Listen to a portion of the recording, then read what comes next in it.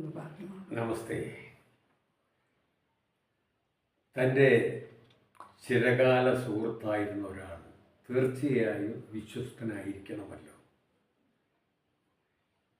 അങ്ങനെയുള്ള സുഹൃത്ത് അധികാരഭാവത്തിൽ തനിക്ക് വേണ്ടി ചെയ്യുന്ന പ്രവൃത്തികളിൽ ഒട്ടും സംശയിക്കാതെ കൈക്കൊള്ളുന്ന ബന്ധമാണ് സുഹൃത്ത് ബന്ധം. പഴക്കമുള്ള സുഹൃത്ത് ജനങ്ങൾ സുഹൃത്തിന് വേണ്ടി ചെയ്യുന്ന പ്രവൃത്തികൾ ആ സഖ്യത്തിൻ്റെ അംഗങ്ങളാണ്. അവയവങ്ങൾ സജീവവും ചലനാത്മകങ്ങളും ആയാലല്ലേ സ്വരൂപം ചൈതന്യവത്താകും. അതുകൊണ്ട് അത്തരം പ്രവൃത്തികളെ ശ്ലാഘിക്കുകയും അംഗീകരിക്കുകയും മധുരാനുഭവങ്ങളായി മാറ്റുകയുമാണ് ഉത്തമന്മാർ ചെയ്യേണ്ടത്.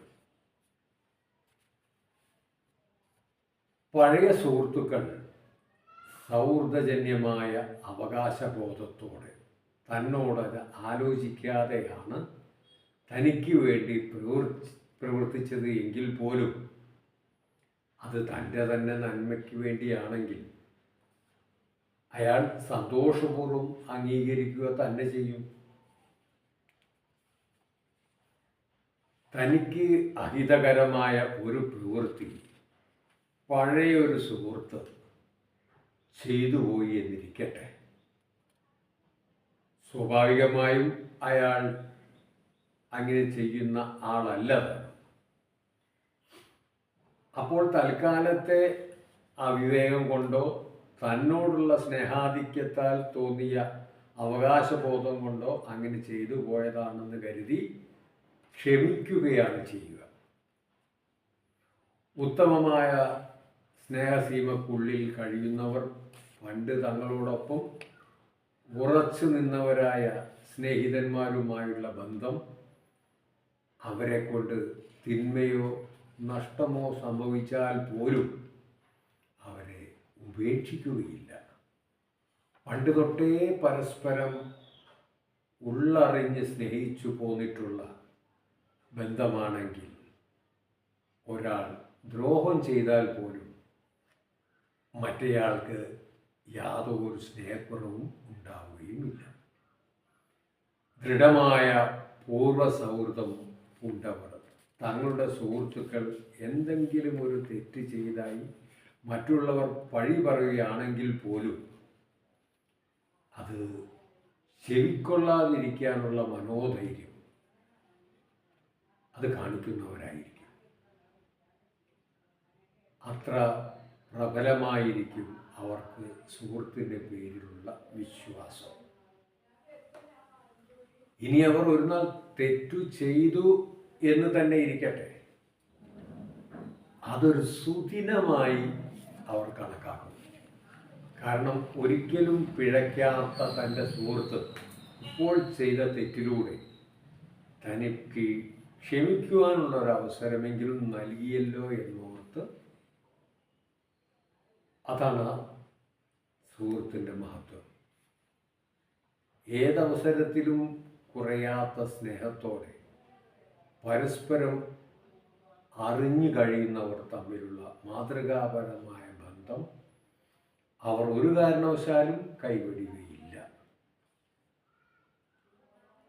ലോകം ആ സുഹൃത്ത് ബന്ധത്തെ മോഹിക്കുക തന്നെ ചെയ്യും.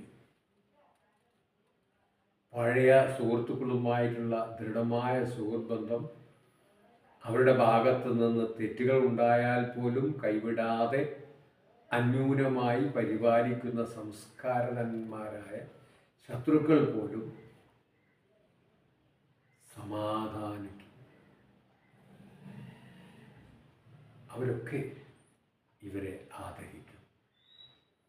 നല്ല ആളുകൾ ഒരിക്കൽ സ്നേഹിച്ചു പോയാൽ പിന്നീട് ഒരിക്കലും എന്തൊക്കെ കുറ്റങ്ങളും കുറവുകളും ഉണ്ടായാലും ആ ബന്ധം ഉപേക്ഷിക്കുന്നവരല്ല. ആ നിലക്ക് വളരെ നന്നായി പരീക്ഷിച്ചറിയാതെ നേടുന്ന ബന്ധം തികച്ചും അപകടകരമായിരിക്കുകയും ചെയ്യും. സ്വീകരിച്ചു പോയാൽ പിന്നെ ഉപേക്ഷിക്കാൻ ഇടയില്ലാതാവും. അവരുടെ ദുർഗുണങ്ങൾ ഇങ്ങോട്ട് നമ്മെ സ്വാധീനിക്കുകയും ചെയ്യും. നല്ല ആളുകൾ അങ്ങനെ ക്രമേണ ചീത്തയാകും. അതിനാൽ നല്ലതുപോലെ പരീക്ഷിച്ചറിഞ്ഞതിന് ശേഷമേ സുഹൃത്തിനെ സ്വീകരിക്കാവൂ. ഒരാളുമായി സുഹൃത്ത് ബന്ധത്തിൽ ഏർപ്പെടുന്നതിന് മുമ്പ് അയാളുടെ സ്വഭാവം, ഗുണവിശേഷങ്ങൾ ഇതൊക്കെ ഒന്ന് മനസ്സിലാക്കുന്നത് നല്ലതാണ്. നമുക്ക് പറ്റിയതല്ല എന്ന് തോന്നിയാൽ വിട്ടുകളഞ്ഞേക്കണം. പിന്നെ അത് അടുപ്പിക്കരുത്. ഉന്നത കുലത്തിൽ പിറന്നവനും തൻ്റെ നേർക്ക് യാതൊരു പഴിയുമുണ്ടാവാതെ ശ്രദ്ധാപൂർവം കാരുണ്യത്തോടെ ധർമ്മത്തിനമായ അങ്ങനെയുള്ളവരുണ്ടാവും. ധർമ്മിഷ്ഠനുമായ ഒരാൾ, ആ ആളെ എന്ത് വിലയെടുത്തും നമ്മുടെ കൂടെ ചേർത്ത് നിർത്തേണ്ടതുമാണ്. ഒരു തെറ്റ് ചെയ്യാൻ തുടങ്ങുമ്പോൾ സ്നേഹബുദ്ധിയ അതിനെ ഖണ്ഡിച്ച് പശ്ചാത്താപത്താൽ കരഞ്ഞു പോകുമ്പടി ഉപദേശിച്ച് തെറ്റിൽ നിന്ന് പിന്തിരിപ്പിച്ച് ലോകനീതി അനുസരിച്ച് നേരായ മാർഗം കാണിച്ചു തന്ന് നന്മയിലേക്ക് നയിക്കുവാൻ കഴിയുള്ളവരെ കണ്ടുപിടിച്ച് അവരുമായി ബന്ധമുണ്ടാക്കുന്ന ഒരു ബന്ധം, അത് നല്ലതാണ്. അങ്ങനെയല്ലേ വേണ്ടത് എന്ന് ഒന്ന് വെറുതെ